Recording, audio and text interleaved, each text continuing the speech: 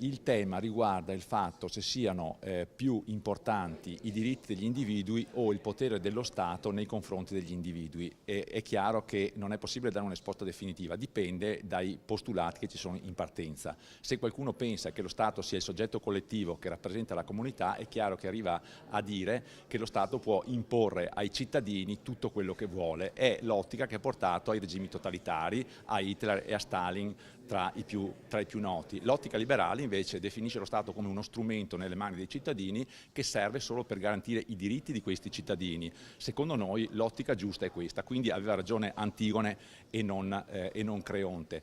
Riversato nel nostro caso, noi pensiamo che il diritto ad autodeterminarsi di una comunità come quella veneta non può essere bloccato da niente, da nessuno, men che mai da un articolo di una Costituzione che invece, se è democratica e liberale, dovrebbe garantire questo diritto. Il tema del convegno cerca di portare la questione dell'autodeterminazione a un livello che sia serio e inattaccabile, in modo che non ci dicano che non trattiamo la questione in modo serio, e oggi abbiamo illustri relatori che parleranno di questa cosa. Il dilemma di Antigone si ripropone quotidianamente sia per l'individuo sia per il magistrato, perché spesso ci si trova di fronte alla necessità di ubbidire o di applicare delle leggi che non sono da noi condivise.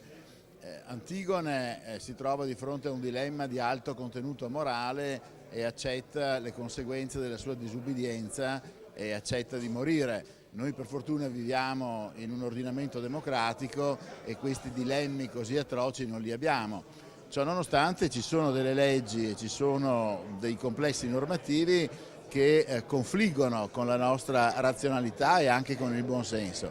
Il magistrato le leggi le deve applicare, non ha altra scelta, ma il cittadino si trova molto spesso di fronte all'angoscioso dilemma se seguirle o meno, perché confliggono non solo con la sua coscienza, ma appunto anche con il buon senso. L'autodeterminazione è, oserei dire, prima di tutto un'assunzione di responsabilità, perché autodeterminarsi vuol dire comportarsi da cittadini di serie A.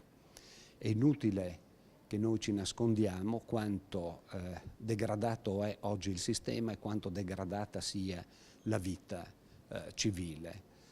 La corruzione, e per non dire d'altro, e il scarso senso della legalità dicono che dal punto di vista del patto reciprocamente obbligante, qual è la Costituzione, il cittadino fino ad ora non è stato in grado di avvantaggiarsi di tutto ciò che lì è previsto, e bisogna ricordare di tutto ciò che altri hanno guadagnato per noi, perché a noi le libertà sono state regalate.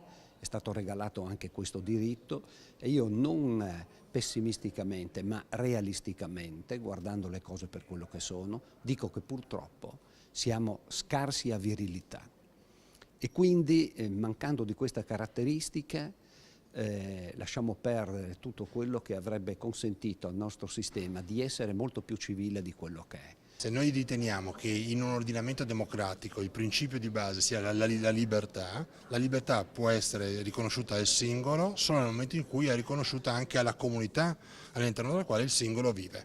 Di conseguenza possono essere definiti per sempre alcuni confini, alcune sovranità, alcune statualità? Questa è la domanda che pongo, e la risposta a una domanda retorica è no. Ho cercato di adattare lo schema dell'Antigone ai rapporti tra cittadino contribuente e Stato.